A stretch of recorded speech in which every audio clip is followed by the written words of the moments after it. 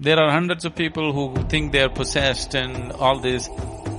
There is a science like that. One can use energies negatively to cause harm to somebody else. A cobra also has a certain influence on this life simply because it holds its breath for long periods of time. Don't take body lightly. It's not a small imprisonment. But when one realizes how they got in, now they know how to live.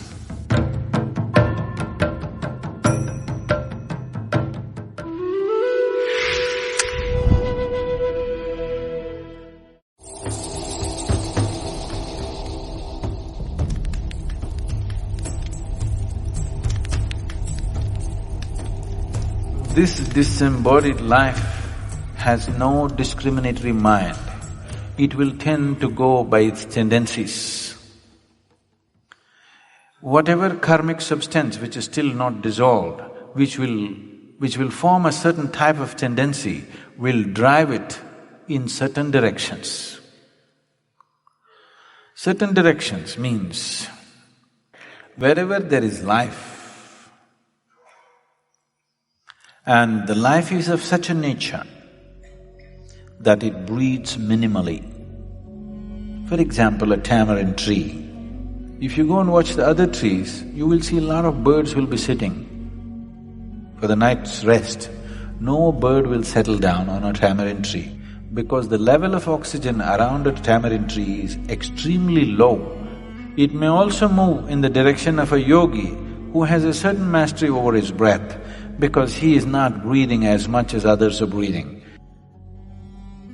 A cobra also has a certain influence on this life simply because it holds its breath for long periods of time.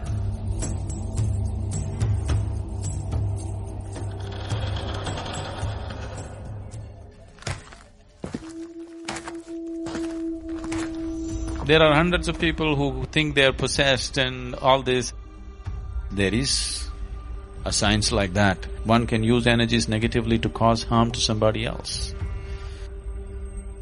It's mostly receded, very little of that is happening. But if you live in certain areas, certain parts of the country, this is very rampant. One thing is, if you have such impacts, you come and sit in the sphere of Dhyanalinga,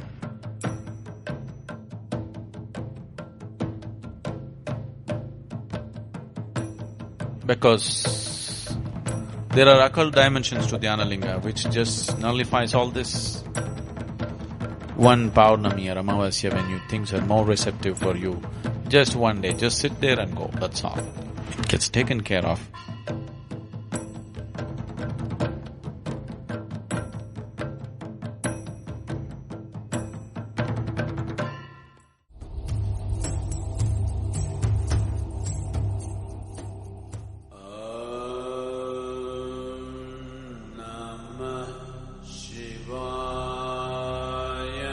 Your physical body is something that you have loaned from the planet on which you're living. When the time comes, the planet will claim it back. But the other dimensions of you, especially the karmic shell, continues to play. If it is in a certain level of awareness, the disembodied being is in a certain state of pleasantness. It is this that is being referred to as heaven, because they have left their physical body in a certain state of awareness. They enjoy the sweetness at a certain period of time. A holiday, a vacation, before you take on another physical body. Similarly, if people live in certain states of fear, anxiety, anger, in certain states of ignorance, the karmic shell has acquired a certain kinds of unpleasantness about itself. This unpleasantness is what we refer to as hell.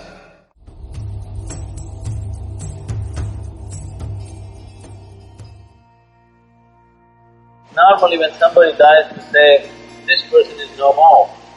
But that's not the truth. He's no more the way you experience him. But he still is in any other way. Don't take body lightly. It's not a small imprisonment. Unless you break it open, you can't leave it, isn't it? But when one realizes how they got in, now they know how to leave. A person consciously sheds the body without damaging the body in any way. Like you shed your clothes, you shed your body fully consciously.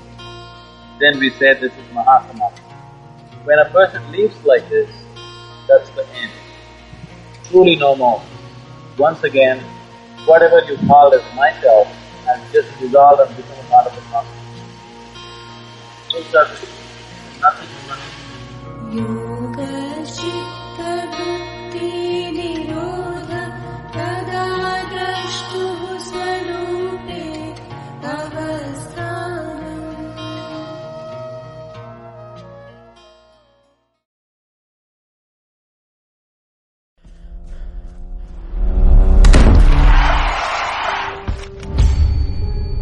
What happens to dead people?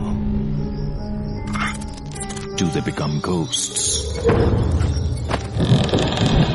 Do they haunt houses?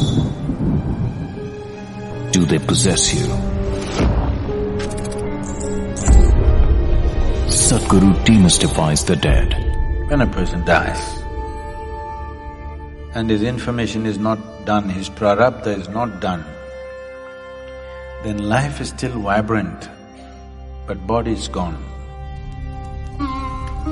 Whatever karmic substance which is still not dissolved, which will form a certain type of tendency, will drive it in certain directions. There are many aspects to it. If I say these things, you will start imagining things tonight. Watch Disembodied Beings, a 6-part series only on Sadguru Exclusive.